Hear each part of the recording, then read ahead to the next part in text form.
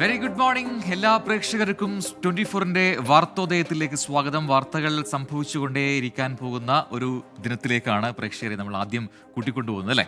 അതെ, ഇന്നത്തെ പ്രധാനപ്പെട്ട വാർത്തകളിൽ ഒന്ന് തന്നെയാണ് ഇന്നത്തെ നമ്മുടെ മോർണിംഗ് വാക്ക് മുടക്കിയത്. അതെ, ഇന്ന് മഴയാണ്. രണ്ടുപേരും ഇന്ന് ഈ സ്റ്റുഡിയോയിൽ നിൽക്കുന്നത് ചിന്തിക്കുന്നുണ്ടാവും. ഒരുപക്ഷെ അതിന് കാരണവും നമുക്ക് പറയാനുള്ള പ്രധാനപ്പെട്ട വാർത്തകളും എല്ലാം ഒറ്റൊന്നാണ്. അതെ, കനത്ത മഴ.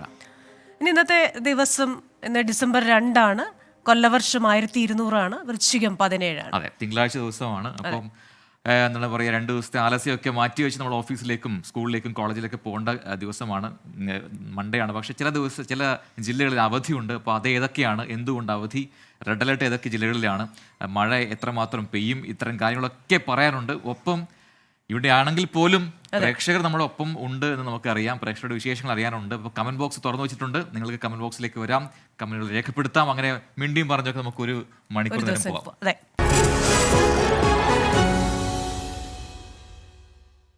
അപ്പോൾ പ്രഭാത വാർത്ത നമ്മൾ തുടങ്ങുകയാണ് സീരിയസ് ആയിട്ട്. അപ്പോൾ നിങ്ങൾ വളരെ പെട്ടെന്ന് കമന്റ് ബോക്സിൽ വന്നപ്പോൾ ഞാൻ ഞെട്ടിപ്പോയി. കമന്റ് ബോക്സ് വളരെ ആക്റ്റീവാണ് രാവിലെ 6 മണിക്ക് പോലും. മാത്രമല്ല മുഴുവൻ ചോദ്യങ്ങളും അവധിയുണ്ടോ എന്നതിനെ ആശ്രയിച്ചിരിക്കുന്നു, ആസ്പദമാക്കിയുള്ളതാണ് എന്ന് എനിക്ക് തോന്നുന്നു. എല്ലാവരും ചോദിക്കുന്ന അതേ കാര്യമാണ്. മഴ റെഡ് അലർട്ടല്ലേ, ഏതൊക്കെ ജില്ലകളിലാണ് അവധി, അപ്പോൾ നമുക്ക് അവധിയുണ്ടോ എന്ന് അവധി നേരത്തെ പ്രഖ്യാപിക്കാത്ത ജില്ലക്കാർ ചോദിക്കുന്നുമുണ്ട്. അതെ, അപ്പോൾ ഈ അവധിയെക്കുറിച്ചുള്ള കാര്യങ്ങൾ, മഴ എവിടെയൊക്കെ ഉണ്ടാകും, എവിടെയൊക്കെയാണ് റെഡ് അലർട്ട്, ഇതിന്റെയൊക്കെ വിശദമായ റിപ്പോർട്ടുകളിലേക്ക് നമ്മൾ വരും. ആദ്യം നമുക്ക് കണ്ണൂരിലേക്ക് വളരെ പ്രധാനപ്പെട്ട മറ്റൊരു വാർത്ത പ്രേക്ഷകരിലേക്ക് എത്തിക്കുകയാണ്. കണ്ണൂർ വളപട്ടണത്തെ കവർച്ചയിൽ പ്രതി പിടിയിലായിരിക്കുന്നു. അയൽവാസി ലിജീഷിനെയാണ് കസ്റ്റഡിയിലെടുത്തത്. കഴിഞ്ഞ മാസം 20-നാണ് അരി വ്യാപാരി അഷ്റഫിന്റെ വീട്ടിൽ നിന്ന് 1 കോടി രൂപയും 300 പവനും കവർന്നത്. വിശദാംശങ്ങളുമായി കണ്ണൂരിൽ നിന്ന് സജോ ദേവസ്യാണ് ചേരുന്നത്. സജോ, ഈ വാർത്തയുമായി ബന്ധപ്പെട്ട വിശദാംശങ്ങൾ എന്തൊക്കെയാണ്? Christina Prajin, good morning. സമീപകാലത്ത് ഒരു വീട് കുത്തി തുറന്ന് നടത്തിയ ഏറ്റവും വലിയ കവർച്ച കേരളത്തിന്റെ ആകെ കുറ്റാന്വേഷണ ചരിത്രം എടുക്കുകയാണെങ്കിൽ സമീപകാലത്ത് നടന്നതിൽ ഒരു വീട് കുത്തി തുറന്ന് 1 കോടി രൂപയും 300 പവൻ സ്വർണ്ണാഭരണങ്ങളും കവരുന്ന വലിയൊരു കവർച്ച തന്നെയായിരുന്നു. പോലീസിനെ ആദ്യഘട്ടത്തിൽ വലിയ തോതിൽ കുഴക്കിയിരുന്നു. പിന്നീട് CCTV ദൃശ്യങ്ങൾ, മറ്റ് സൂചനകൾ, തെളിവുകൾ എന്നിവയുടെയൊക്കെ അടിസ്ഥാനത്തിൽ പോലീസ് ഊർജിതമായ അന്വേഷണം പ്രത്യേക സംഘം രൂപീകരിച്ച് നടത്തിയിരുന്നു. ഒടുവിൽ പ്രതിയിലേക്ക് അന്വേഷണ സംഘത്തിന് ഇന്നലെ അർദ്ധരാത്രിയോടുകൂടി എത്താൻ കഴിഞ്ഞിരിക്കുന്നതാണ് പ്രധാനപ്പെട്ട വിവരമായി പോലീസിൽ നിന്ന് നമുക്ക് ലഭ്യമാകുന്നത്. വളപട്ടണം മന്നയിലെ അരി വ്യാപാരി KP അഷ്റഫിന്റെ വീട് കുത്തിത്തുറന്നാണ് ഈ കവർച്ച നടത്തിയത്. അയൽവാസിയായ ലിജീഷിനെയാണ് നിലവിൽ പോലീസ് കസ്റ്റഡിയിൽ എടുത്തിരിക്കുന്നത്. ഇയാളുടെ അറസ്റ്റ് ഉടൻ രേഖപ്പെടുത്തുമെന്നാണ് പോലീസിൽ നിന്ന് നമുക്ക് ലഭ്യമാകുന്ന വിവരം. ഒപ്പം ഈ തൊണ്ടി മുതൽ, അതായത് പണവും സ്വർണവും കണ്ടെടുക്കാനും അന്വേഷണ സംഘത്തിന് കഴിഞ്ഞിട്ടുണ്ട് എന്നാണ് നമുക്ക് ലഭ്യമാകുന്ന വിവരം. ഇന്ന് മാത്രമല്ല, നേരത്തെ മുതൽ ഈ കേസിൽ കൃത്യമായ സംശയമുണ്ടായിരുന്നു. അരി വ്യാപാരിയായ അഷ്റഫ് മധുരയിൽ വിവാഹത്തിനു വേണ്ടി കഴിഞ്ഞ മാസം 19-ാം തീയതിയാണ് ഒരു വിവാഹ ചടങ്ങിൽ പങ്കെടുക്കുന്നതിന് വേണ്ടി പോയത്. 24-നാണ് മടങ്ങിയെത്തിയത്. ഈ യാത്രാ വിവരം കൃത്യമായി മനസ്സിലാക്കിയ ആളാണ് ഈ മോഷണം നടത്തിയതെന്ന് പോലീസ് ആദ്യഘട്ടം മുതൽ സംശയിച്ചിരുന്നതാണ്. ആ സംശയം ഒടുവിൽ ശരിയാവുകയാണ് എന്നാണ് പോലീസിൽ നിന്ന് ലഭ്യമാകുന്ന വിവരപ്രകാരം നമ്മൾ അനുമാനിക്കേണ്ടത്. അതായത് കൃത്യമായി കഴിഞ്ഞ മാസം 20-ാം തീയതിയാണ് വീട് കുത്തി തുറന്ന് ഈ കവർച്ച നടത്തുന്നത്. പിന്നീട് പിറ്റേ ദിവസവും ഇതേ മോഷ്ടാവ് തെളിവ് നശിപ്പിക്കുന്നതിനോ മറ്റോ ആ കോമ്പൗണ്ടിൽ വീണ്ടും എത്തിയതിൻ്റെയും മറ്റും CCTV ദൃശ്യങ്ങൾ ലഭ്യമായിരുന്നു ആദ്യഘട്ടത്തിൽ. പക്ഷേ CCTV ദൃശ്യങ്ങളിലെ അവ്യക്തമായ ദൃശ്യങ്ങൾ കുറച്ച് പ്രശ്നം സൃഷ്ടിച്ചിരുന്നു. പക്ഷേ ഇതിനെക്കുറിച്ച് കൃത്യമായി, വീടിനെക്കുറിച്ചും ഈ വ്യാപാരിയുടെ കുടുംബത്തെക്കുറിച്ചും അവരുടെ യാത്രയെക്കുറിച്ചുമൊക്കെ കൃത്യമായ വിവരം ഉണ്ടായിരുന്ന ആൾ തന്നെയാണ് ഇത് നടത്തിയത്, ഇങ്ങനൊരു മോഷണ കൃത്യം നടത്തിയത് എന്ന് മാത്രമല്ല ഇദ്ദേഹം ഒരു വെൽഡിംഗ് തൊഴിലാളി കൂടിയാണ്. ഇക്കാര്യത്തിൽ പക്ഷേ അവശേഷിക്കുന്ന സംശയം, കൂടുതൽ പേരുടെ സഹായം ലഭ്യമായിട്ടുണ്ടോ എന്നൊരു സംശയമാണ്. അതുൾപ്പെടെയുള്ളത് വിശദമായി പരിശോധിക്കും. ലോക്കർ, അതായത് വീടിൻ്റെ കിടപ്പുമുറിയിൽ സ്ഥാപിച്ചിരുന്ന ലോക്കർ തകർത്താണ് അതിൻ്റെ ഉള്ളിൽ നിന്നാണ് ഈ പണവും ആഭരണങ്ങളും ഒക്കെ കവർന്നത്. അത് പക്ഷേ വെൽഡിംഗ് തൊഴിലാളി എന്ന വൈദഗ്ധ്യം അതിന് പ്രയോജനപ്പെടുത്തി എന്നാണ് നമ്മൾ മനസ്സിലാക്കുന്നത്. മറ്റു വിശദമായ വിവരങ്ങൾ ലഭ്യമാകേണ്ടതുണ്ട്. മറ്റാരെങ്കിലും സഹായം നൽകിയിട്ടുണ്ടോ, ഇത്തരമൊരു മോഷണം ആസൂത്രണം ചെയ്യുന്നതിന് ആരുടെയും സഹായമുണ്ടോ എന്നടക്കമുള്ള കാര്യങ്ങൾ വിശദമായി പരിശോധിക്കേണ്ടതുണ്ട്. പോലീസിന് നേരത്തെ തന്നെ കൂടുതൽ CCTV ദൃശ്യങ്ങളടക്കം പരിശോധിച്ചതിൽ നിന്ന് സംശയം തോന്നിയിരുന്നു. അതിൻ്റെ അടിസ്ഥാനത്തിൽ നേരത്തെ തന്നെ ഇദ്ദേഹത്തെ നിരീക്ഷണത്തിൽ വെക്കുകയും ഏറ്റവും ഒടുവിൽ ഫോൺ കസ്റ്റഡിയിലെടുക്കുകയും തുടർന്ന് ഇയാളെ തന്നെ കസ്റ്റഡിയിലെടുക്കുകയും തുടർന്ന് ചോദ്യം ചെയ്യുകയുമായിരുന്നു. അതിൻ്റെ കൂടി അടിസ്ഥാനത്തിൽ ഒടുവിൽ തൊണ്ടി മുതൽ മുതൽ കൂടി വീട്ടിൽ നിന്ന് തൊണ്ടി മുതൽ കണ്ടെടുത്തു. അതായത് പണവും സ്വർണവും കണ്ടെടുത്തു എന്നാണ് പോലീസിൽ നിന്ന് നമുക്ക് ഇപ്പോൾ ലഭ്യമാകുന്ന സൂചന. നിലവിൽ വളപട്ടണം പോലീസിന്റെ കസ്റ്റഡിയിലാണ് പ്രതിയുള്ളത്. വിശദമായി ചോദ്യം ചെയ്യും. അതിനുശേഷമായിരിക്കും അറസ്റ്റ് രേഖപ്പെടുത്തുന്ന ഉൾപ്പെടെയുള്ള നടപടികളിലേക്ക് പോവുക. ഒപ്പം മറ്റ് കൂടുതൽ പരിശോധനകൾ കൂടി ഇതിന്റെ ഭാഗമായി വേണ്ടതുണ്ട്. വലിയൊരു കവർച്ചയായതുകൊണ്ട് തന്നെ നാടിനെ ആകെ ഞെട്ടിച്ച വലിയൊരു കവർച്ചയായിരുന്നു. കാരണം വീടിന്റെ ജനൽ കുത്തിത്തുറന്ന് അകത്ത് കയറുന്നു. അതിനുശേഷം ഈ വലിയ ലോക്കർ, സുരക്ഷിതത്വമൊക്കെ ഉള്ള ലോക്കർ തകർക്കുന്നു. അതിനുശേഷമാണ് പണവും സ്വർണ്ണാഭരണങ്ങളും കവർന്നത്.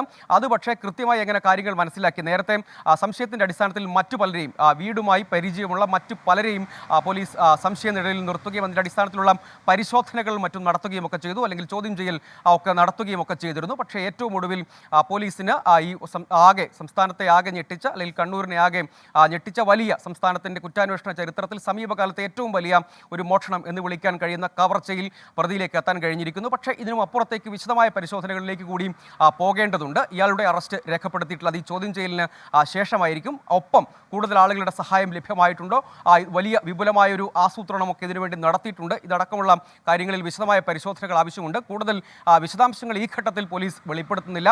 പോകെ പോകെ ആ വിശദാംശങ്ങളും നമുക്ക് പ്രേക്ഷകരിലേക്ക് എത്തിക്കാം. ഏതായാലും വലിയൊരു കവർച്ചയിലാണ് പ്രതി ഒടുവിൽ പിടിയിലാകുന്നത്. ഏതായാലും കൂടുതൽ വിവരങ്ങളുമായി വീണ്ടും ചേരുക സജോ ദേവസിയാണ് വിശദാംശങ്ങൾ നൽകിയത്. പ്രജിൻ, ഇതിൽ നേരത്തെ തന്നെ പറഞ്ഞിരുന്ന ഒരു സംശയം, ഈ ലോക്കർ താക്കോൽ ഉണ്ടെങ്കിൽ പോലും അത് തുറക്കാൻ കുറേ സമയമെടുക്കും. പക്ഷെ എന്നിട്ടും ഇത്ര പെട്ടെന്ന് എങ്ങനെയാണ് പ്രതി ഈ കവർച്ച നടത്തിയിട്ട് പുറത്തു വന്നത്? ആ ലോക്കർ എങ്ങനെ തുറന്നു? അതെ, അപ്പം ലോക്കറിന്റെ ആ സംവിധാനം, അതിന്റെ കാര്യങ്ങളൊക്കെ അറിയാം. വെൽഡിംഗ് ജോലിയൊക്കെ ചെയ്യുന്ന ആളാണെന്ന് പറയുന്നു. അത്തരം കുറച്ച് സാങ്കേതിക പരിജ്ഞാനമൊക്കെ ഉണ്ട്. അത് ഒക്കെ ഈ മോഷണത്തിന് സഹായിച്ചിട്ടുണ്ടെന്ന് പറയുന്നു. പിന്നെ ഇത്രയും തുക, അത് അത്രയും വലിയൊരു കവർച്ച നടത്തുക, അതും അയൽവാസിയോ ഒരാൾ, അയാളുടെ പശ്ചാത്തലം എന്താണ്, മോഷണം മുൻപ് നടത്തിയിട്ടുണ്ടോ എന്നൊക്കെയുള്ള കാര്യങ്ങൾ പോലീസ് ഇതുവരെയും പുറത്തു വിട്ടിട്ടില്ല. ആ കാര്യങ്ങൾ കൂടി പുറത്തു വന്നെങ്കിൽ മാത്രമേ കൃത്യമായ ചിത്രം ലഭ്യമാവുകയുള്ളൂ. അത് ഇന്ന് എനിക്ക് തോന്നുന്നു ഒരുപക്ഷെ ഇന്ന് വൈകിട്ടോടുകൂടിയൊക്കെ അത്തരം വിവരങ്ങൾ കൂടി പോലീസ് നൽകുമായിരിക്കും. എന്തായാലും ഓരോ മണിക്കൂറിലും അതിന്റെ അപ്ഡേറ്റ്സ് സജോ ദേവസ്യ എത്തിക്കുന്നതാണ്. ഇനി ഏറ്റവും പ്രധാനപ്പെട്ട വാർത്തയിലേക്ക് തന്നെയാണ് നമുക്ക് പോകേണ്ടത്. ഫിൻജാൽ ചുഴലിക്കാറ്റിന്റെ പ്രഭാവത്തിൽ സംസ്ഥാനത്ത് ഇന്ന് അതിതീവ്ര മഴയ്ക്ക് സാധ്യത. 4 ജില്ലകളിലാണ് ഇന്ന് റെഡ് അലർട്ട് പ്രഖ്യാപിച്ചിരിക്കുന്നത്. മലപ്പുറം, കോഴിക്കോട്, വയനാട്, കണ്ണൂർ ജില്ലകളിലാണ് റെഡ് അലർട്ട്. നഗരപ്രദേശങ്ങളിലും താഴ്ന്ന പ്രദേശങ്ങളിലും വെള്ളക്കെട്ടിന് സാധ്യതയുണ്ട്. കടലാക്രമണം ശക്തമാകാൻ സാധ്യതയുള്ളതിനാൽ ജാഗ്രത പാലിക്കാനും നിർദ്ദേശം നൽകിയിട്ടുണ്ട്. കനത്ത മഴയെ തുടർന്ന് 5 ജില്ലകളിൽ ഇന്ന് വിദ്യാഭ്യാസ സ്ഥാപനങ്ങൾക്ക് അവധി പ്രഖ്യാപിച്ചു. അപ്പോൾ പ്രേക്ഷകർ ശ്രദ്ധിക്കുമല്ലോ, 5 ജില്ലകളിലാണ് വിദ്യാഭ്യാസ സ്ഥാപനങ്ങൾക്ക് അവധിയുള്ളത്. അത് ഏതൊക്കെയാണെന്ന് ഇനി പറയാം. വയനാട്, ഇടുക്കി, പത്തനംതിട്ട, കോട്ടയം, കണ്ണൂർ. ഒന്നുകൂടി, വയനാട്, ഇടുക്കി, പത്തനംതിട്ട, കോട്ടയം, കണ്ണൂർ ജില്ലകളിലെ പ്രൊഫഷണൽ കോളേജ് ഉൾപ്പെടെയുള്ള എല്ലാ വിദ്യാഭ്യാസ സ്ഥാപനങ്ങൾക്കുമാണ് അവധി പ്രഖ്യാപിച്ചിരിക്കുന്നത്. ട്യൂഷൻ സെന്ററുകൾക്കും അങ്കണവാടികൾക്കും അവധി ബാധകമാണ്. പക്ഷേ മുൻ നിശ്ചയിച്ച പ്രകാരമുള്ള സർവകലാശാല പരീക്ഷകൾക്ക് മാറ്റമില്ല.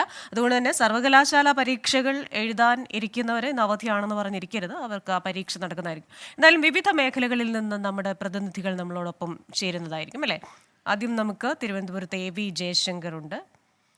Jaishankar, good morning. അപ്പോൾ ഇന്ന് ശക്തമായ മഴ സംസ്ഥാനത്തുണ്ടാകുമെന്ന് നേരത്തെ അറിയിപ്പുണ്ടായിരുന്നു. അതുപ്രകാരം ചില ജില്ലകളിൽ റെഡ് അലേർട്ടാണ്, മറ്റിടങ്ങളിൽ ഓറഞ്ച് അലേർട്ടും ഒക്കെ പ്രഖ്യാപിച്ചിട്ടുണ്ട്. ഇപ്പോൾ സംസ്ഥാനത്തെ കാലാവസ്ഥാ നിരീക്ഷണ കേന്ദ്രം നൽകുന്ന മറ്റെന്തെങ്കിലും മുന്നറിയിപ്പുകളുണ്ടോ?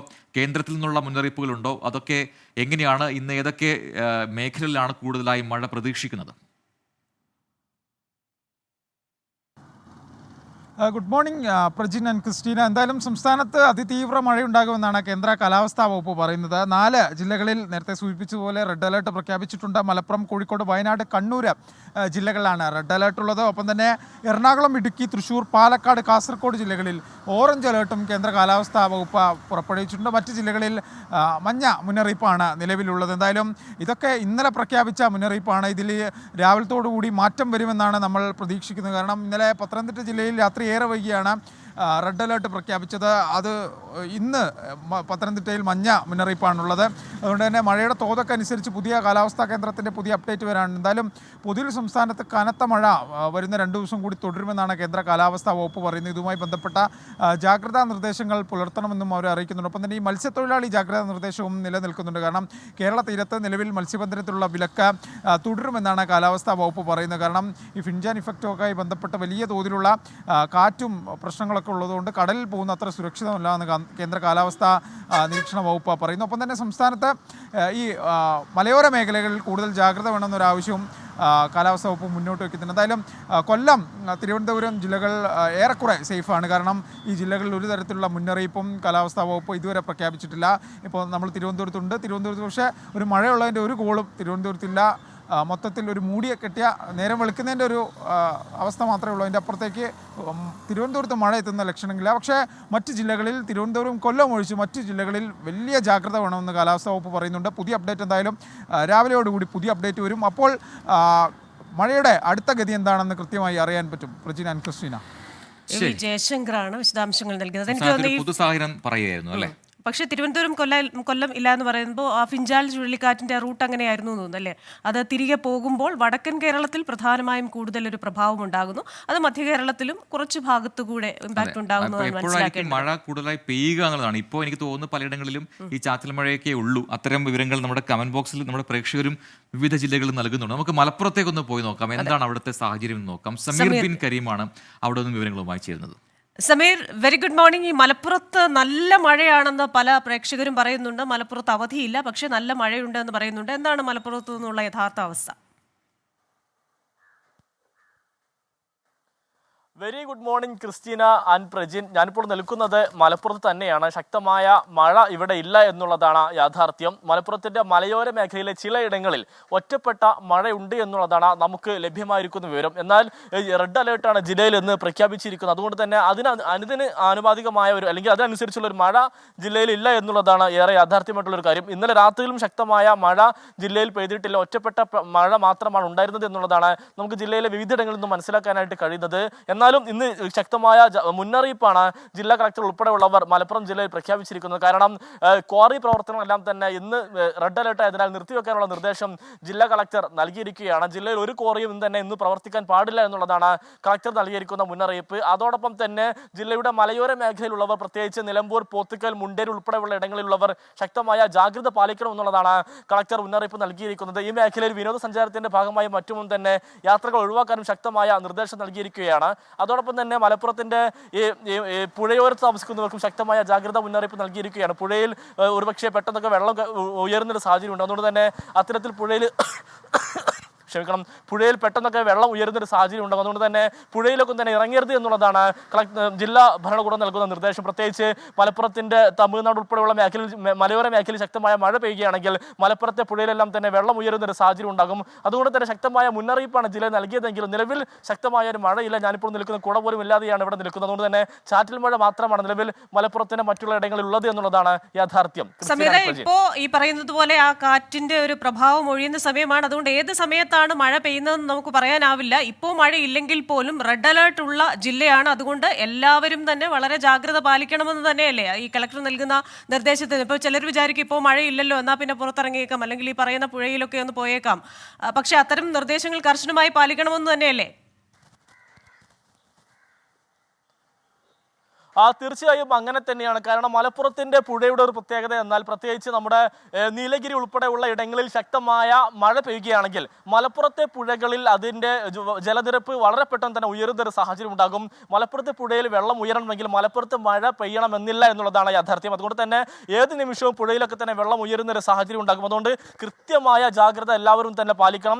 മലയോര മേഖലയിൽ പോകുന്നവർ മാക്സിമം യാത്ര ഒഴിവാക്കണം.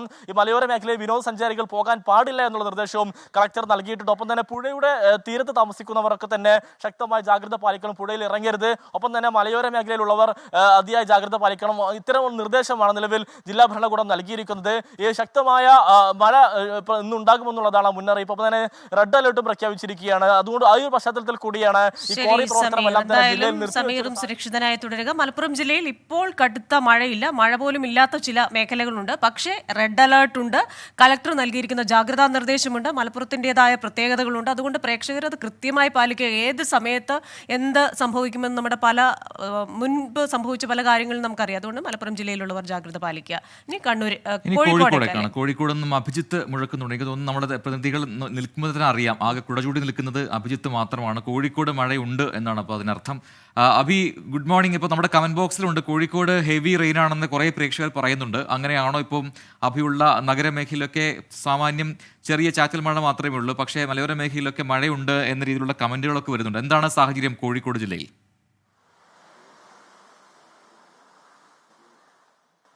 പ്രജിൻ ക്രിസ്റ്റീന, ശക്തമായ മഴയൊന്നും ഇവിടെ ഇല്ല. പക്ഷേ നേരിയൊരു ചാറ്റൽ മഴ ഇവിടെ അനുഭവപ്പെടുന്നുണ്ട്. അതുകൊണ്ടാണ് കുട ചൂടി നിൽക്കേണ്ടി വരുന്നത്. പക്ഷേ സൂചിപ്പിച്ചതുപോലെ തന്നെ മലയോര മേഖലയിലെ സ്ഥിതി അങ്ങനെയല്ല. ഒറ്റപ്പെട്ട ചിലയിടങ്ങളിൽ ശക്തമായ മഴ പെയ്യുന്നുണ്ട് എന്നുള്ളതാണ് നമുക്ക് ലഭിച്ചിട്ടുള്ള വിവരം.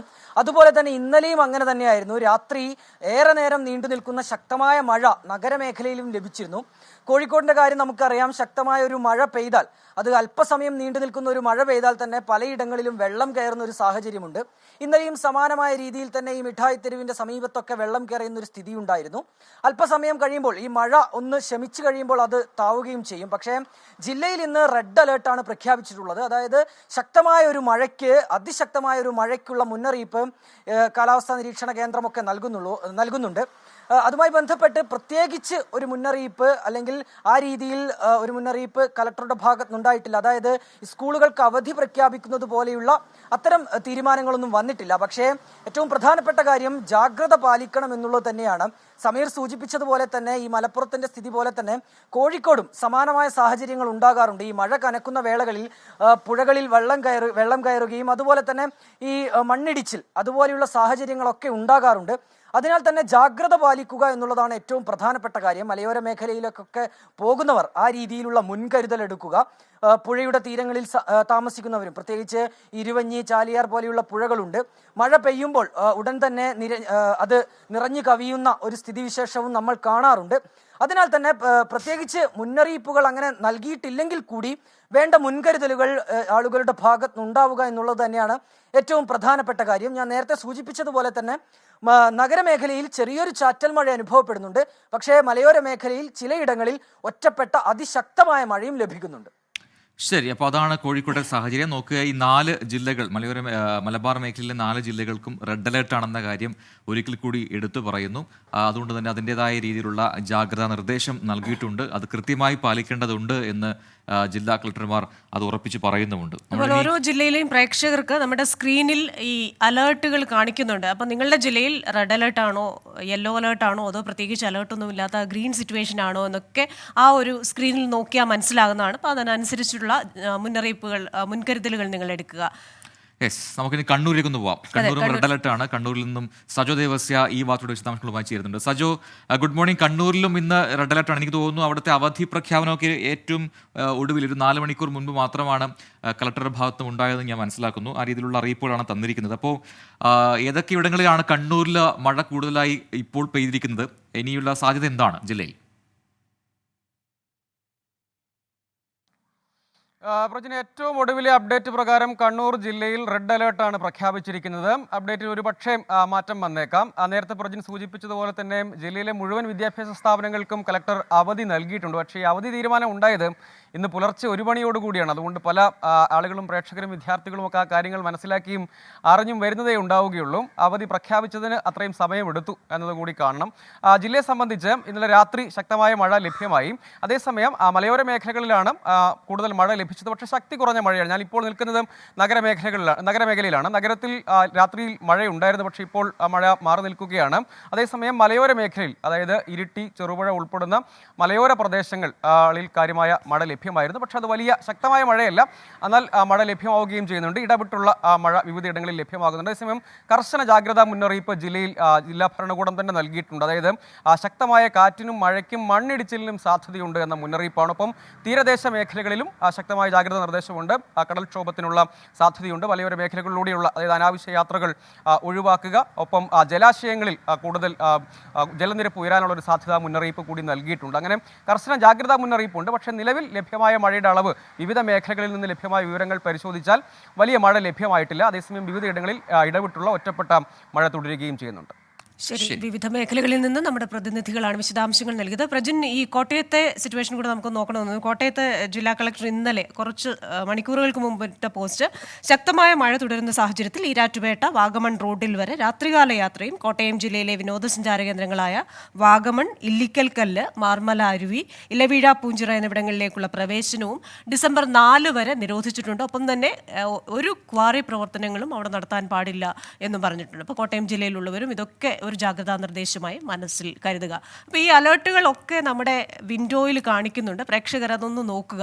അപ്പം തന്നെ ഒരിക്കൽ കൂടെ നമുക്ക് ആ അവധിയുള്ള ജില്ലകൾ ഏതൊക്കെയാണെന്ന് പറയാം അല്ലേ? അതെ, അപ്പോൾ ഒരുപാട് പ്രേക്ഷകർ ചോദിക്കുന്നുണ്ട്. ഇനിയിപ്പോൾ വൈകി വന്ന പ്രേക്ഷകർക്ക് ഒരിക്കൽ കൂടി അവധി പ്രഖ്യാപിച്ചിരിക്കുന്ന ജില്ലകൾ ഇപ്പോൾ സ്ക്രീനിൽ തെളിഞ്ഞ് കാണാം. വയനാട്, ഇടുക്കി, പത്തനംതിട്ട, കോട്ടയം, കണ്ണൂർ ജില്ലകളിലാണ് അവധി പ്രഖ്യാപിച്ചിരിക്കുന്നത്. പ്രൊഫഷണൽ കോളേജുകൾ ഉൾപ്പെടെയുള്ള എല്ലാ വിദ്യാഭ്യാസ സ്ഥാപനങ്ങൾക്കുമാണ് അവധിയുള്ളത്. ട്യൂഷൻ സെന്ററുകൾക്കും അങ്കണവാടികൾക്കും ഈ അവധി ബാധകമാണ്. അപ്പോൾ ഇന്ന് വിദ്യാഭ്യാസ സ്ഥാപനങ്ങളിലും പോകേണ്ട, അതുപോലെ തന്നെ ട്യൂഷനുകളും ഇന്നുണ്ടായിരിക്കുന്നതല്ല. അങ്കണവാടിയിലും കുട്ടികൾ, തീരെ ചെറിയ കുട്ടികളാണ്, അവരും പോകേണ്ട കാര്യമില്ല. പ്രൊഫഷണൽ കോളേജുകളിലുള്ളവർക്കും അവധി ബാധകമാണ്. പക്ഷേ മുൻകൂട്ടി നിശ്ചയിച്ച പ്രകാരമുള്ള എല്ലാ പരീക്ഷകളും ഇന്ന് നടക്കും. അതുകൊണ്ട് പരീക്ഷ എഴുതാനുള്ള, സർവകലാശാല പരീക്ഷകൾ എഴുതാനുള്ളവർ ഇന്ന് പോയി പരീക്ഷ എഴുതുക. യെസ്, അപ്പോൾ എന്തുകൊണ്ടാണ് ഇപ്പോൾ ഇങ്ങനെ ഒരു മഴ സാഹചര്യം എന്നൊക്കെ പ്രേക്ഷകർക്ക് അറിയാം. അത് ഫിഞ്ചാൽ ചുഴലിക്കാറ്റിനെ തുടർന്നുള്ള പ്രഭാവമാണ് എന്ന് നമ്മൾ മനസ്സിലാക്കുന്നുണ്ട്. നമുക്ക് അതിൻ്റെ ഏറ്റവും പുതിയ അപ്ഡേറ്റുകൾ വരുന്നുണ്ട്. നമുക്ക് അല്പസ്വല്പം സങ്കടപ്പെടുത്തുന്ന, ഞെട്ടിപ്പിക്കുന്ന ചില വാർത്തകൾ കൂടി വരുന്നു. ഫിഞ്ചാൽ ചുഴലിക്കാറ്റിനെ തുടർന്ന് തിരുവണ്ണാമലയിലുണ്ടായ ഉരുൾപൊട്ടലിൽ ഒരു കുടുംബത്തിലെ 7 പേർ മണ്ണിനടിയിൽ പെട്ടു എന്ന സംശയം ഇപ്പോൾ ഉയർന്നിട്ടുണ്ട്. അണ്ണാമലയാറിന് സമീപം BOC നഗറിലാണ് ഉരുൾപൊട്ടൽ ഉണ്ടായത്. വിഴുപ്പുറത്ത് ട്രാക്കിൽ വെള്ളം കയറിയതിനാൽ 10 ട്രെയിൻ പൂർണ്ണമായി സർവീസ് റദ്ദാക്കി എന്ന് കൂടി ഇപ്പോൾ അറിവായിട്ടുണ്ട്. ചെന്നൈയിൽ നിന്ന് മുഹമ്മദ് റഹീസാണ് ചേരുന്നത് വിശദാംശങ്ങളുമായി. റഹീസ, വളരെ സങ്കടപ്പെടുത്തുന്ന ഒരു വാർത്തയാണ്. ഈ 7 പേർ തന്നെ മണ്ണിനടിയിൽ കുടുങ്ങിയിട്ടുണ്ട് എന്ന കാര്യത്തിൽ ആദ്യം ചില സംശയങ്ങളൊക്കെ ഉന്നയിച്ചിരുന്നു. ഇക്കാര്യം ഉറപ്പായിട്ടുണ്ടോ? ഇനി ഏത് തരത്തിലുള്ള ഒരു തെരച്ചിലാണ് അവിടെ നടത്താൻ പോകുന്നത്? പ്രജിൻ, ക്രിസ്റ്റീന, ഇപ്പോഴും ഈ 7 പേർ ഇവിടെ കുടുങ്ങിയിട്ടുണ്ടോ എന്നുള്ള കാര്യത്തിൽ സ്ഥിരീകരണം ഉണ്ടായിട്ടില്ല. പക്ഷേ അങ്ങനെ കുടുങ്ങിയിട്ടുണ്ട് എന്നുള്ള ഒരു ഉറപ്പിന്മേലാണ് ഇവിടെ ഇപ്പോൾ തിരച്ചിൽ നടക്കുന്നത്. കാരണം ഇന്നലെ തിരുവണ്ണാമലയിലെ VOC ഭാഗങ്ങളിലൊക്കെ പെയ്തത് അതിശക്തമായിട്ടുള്ള മഴയാണ്. ഇവിടെ പ്രസിദ്ധമായ ഒരു ക്ഷേത്രമുണ്ട്. അതിന് താഴ്വാരത്തായി താമസിക്കുന്ന കുറെ ആളുകളുണ്ട്. അപ്പോൾ അവർ ഇന്നലെ രാവിലെ മുതൽ തന്നെ ഇവിടെ ഒരു ഉരുൾപൊട്ടലിന്റെ ലക്ഷണങ്ങളൊക്കെ ഉണ്ടായിരുന്നു. ആദ്യം കുറച്ച് മണ്ണ് മലയുടെ ഭാഗത്തു നിന്നും താഴേക്ക് വന്നിരുന്നു. അപ്പോൾ കുറെ പേരൊക്കെ ഇവിടെ നിന്നും മാറ്റിയിരുന്നു.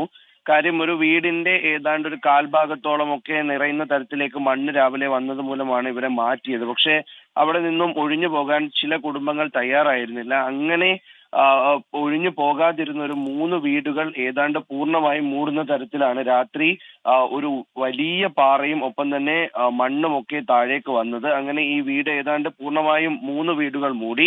അതിൽ ഒരു വീട്ടിലാണ് 7 പേരുണ്ടായിരുന്നു എന്ന് നാട്ടുകാർ പറയുന്നത്. അതായത് രാജ്കുമാർ എന്നയാളും അദ്ദേഹത്തിന്റെ ഭാര്യയും 2 കുട്ടികളും ഒപ്പം തന്നെ ജ്യേഷ്ഠന്റെ 3 കുട്ടികൾ. അങ്ങനെ നോക്കുകയാണെങ്കിൽ 5 കുട്ടികളുണ്ട്. അതാണ് ഇതിൽ ഏറ്റവും സങ്കടപ്പെടുത്തുന്ന കാര്യവും. ഇവരെ ഇതുവരെയും കണ്ടെത്താൻ കഴിഞ്ഞിട്ടില്ല. കാരണം ഇവര് ഈ പ്രദേശത്തില്ല. ഈ പ്രദേശത്തെ റേഞ്ച് സംവിധാനത്തിന്റെ പ്രശ്നങ്ങളൊക്കെ തന്നെയുമുണ്ട്. ഏതാണ്ട് തിരുവണ്ണാമലയിലും വിഴുപ്പുറത്തും ഒക്കെയും ഇപ്പോഴും സിഗ്നൽ തകരാറുകൾ ഉണ്ട്. അതുകൊണ്ട് തന്നെ പരസ്പരം ഫോണിലൊന്നും ബന്ധപ്പെടാൻ കഴിയുന്നില്ല. അങ്ങനെ ഇന്നലെ തന്നെ സ്ഥലത്തെ കളക്ടറും ഒപ്പം തന്നെ SP ഒക്കെ എത്തിയിരുന്നു. ശേഷം NDRFന്റെയും SDRFന്റെയും ടീം അവിടെ എത്തി ആദ്യഘട്ടത്തിൽ ഒരു പരിശോധന നടത്തി. പക്ഷേ അവരെ അവിടെ നിന്നും കണ്ടെത്താൻ കഴിഞ്ഞില്ല. അതായത് രക്ഷാപ്രവർത്തനവുമായി മുന്നോട്ട് പോകാൻ കഴിഞ്ഞില്ല. ശേഷം ഇന്ന് പുലർച്ചയോടുകൂടി രക്ഷാപ്രവർത്തനം പുനരാരംഭിച്ചിട്ടുണ്ട്. ഈ മണ്ണ് മുഴുവൻ നീക്കം ചെയ്താൽ മാത്രമേ ഇവർ ആ വീട്ടിലുണ്ടോ എന്നുള്ളത് അറിയാൻ പറ്റുള്ളൂ. മാത്രമല്ല, ഇവർ മറ്റേതെങ്കിലും വീടുകളിലോട്ട് പോയിട്ടുണ്ടോ എന്നറിയാനുള്ള തെരച്ചിൽ കൂടി ഈ സമയത്ത് നടന്നുകൊണ്ടിരിക്കുകയാണ്. എന്തായാലും അവരവിടെ ഉണ്ടാകാതിരിക്കട്ടെ എന്നുകൂടി നമുക്ക് പ്രത്യാശിക്കാം. തീർച്ചയായിട്ടും അങ്ങനെ ഒരു നല്ല വാർത്ത വരട്ടെ. പ്രേക്ഷകർ വീണ്ടും ഈ അവധിയുടെ കാര്യത്തിൽ കൺഫ്യൂഷനും സംശയമൊക്കെ ചോദിക്കുന്നുണ്ട്. നമ്മൾ എഴുതി കാണിക്കുന്നുണ്ട് ഏതൊക്കെ ജില്ലകളിലാണ് അവധി. അതുപോലെ തന്നെ 1-2 കമന്റുകൾ വരുന്നുണ്ട്. മാത്യൂസ് നൈനാനും ഒക്കെ ചോദിക്കുന്നുണ്ട്, എക്സൽഷ്യർ സ്കൂൾ ഹോളിഡേ ആണ്. എക്സൽഷ്യർ സ്കൂൾ എന്ന് ഉദ്ദേശിക്കുന്നത് കോട്ടയം ജില്ലയിലെ ഇല്ലിക്കലിലുള്ള എക്സൽഷ്യർ സ്കൂൾ ആണെങ്കിൽ അവധിയാണ്. കാരണം കോട്ടയം ജില്ലയ്ക്ക് അവധിയാണല്ലോ പ്രഖ്യാപിച്ചിരിക്കുന്നത്. അപ്പോൾ ആ സ്ക്രീനിൽ ഇടയ്ക്കൊന്ന് നോക്കുക ഏതൊക്കെ ജില്ലകളിലാണ് അവധി പ്രഖ്യാപിച്ചിട്ടുള്ളത്. ഇതുവരെ അവധി പ്രഖ്യാപിച്ചിട്ടുള്ളത് ആ സ്ക്രീനിൽ കാണിക്കുന്ന സ്കൂളുകൾക്കാണ്, അല്ലെ വിദ്യാഭ്യാസ സ്ഥാപനങ്ങൾക്കാണ്. അത് ശ്രദ്ധിച്ചതിന് ശേഷം നിങ്ങളുടെ കാര്യങ്ങൾ നിങ്ങൾ തയ്യാറാക്കുക, അല്ലേ? അതെ, തീർച്ചയായിട്ടും. അപ്പോൾ അതൊക്കെയാണ് വാർത്തകൾ. പ്രത്യേകിച്ച് മഴ അപ്ഡേറ്റുകൾ പൂർണ്ണമായി തന്നെ പ്രേക്ഷകരിലേക്ക് എത്തിക്കഴിഞ്ഞു. ഒറ്റൊരു കൺഫ്യൂഷൻ അല്ലെങ്കിൽ കൺഫ്യൂഷൻ ഒരുപക്ഷെ പ്രേക്ഷകർക്കുള്ളത് ഈ റെഡ് അലർട്ട് പ്രഖ്യാപിച്ച എല്ലാ ജില്ലകളിലും അവധിയുണ്ടോ, അല്ല മറ്റു ജില്ലകളിൽ ഓറഞ്ച് അലർട്ടിലുള്ള അവധിയുണ്ടോ എന്നൊക്കെയാണ്. അവധിയുള്ള ജില്ലകൾ കൃത്യമായി തന്നെ നമ്മൾ പറയുന്നുണ്ട്. ആ ജില്ലകൾക്ക് മാത്രമാണ് ജില്ലാ കളക്ടർമാർ അവധി പ്രഖ്യാപിച്ചിരിക്കുന്നത്, മറ്റു ജില്ലകളിലേക്കില്ല. അത് വരും മണിക്കൂറുകളിൽ എന്തെങ്കിലും മാറ്റങ്ങളുണ്ടെങ്കിൽ കൃത്യസമയത്ത് പ്രേക്ഷകരെ അറിയിക്കുന്നതായിരിക്കും. അതെ.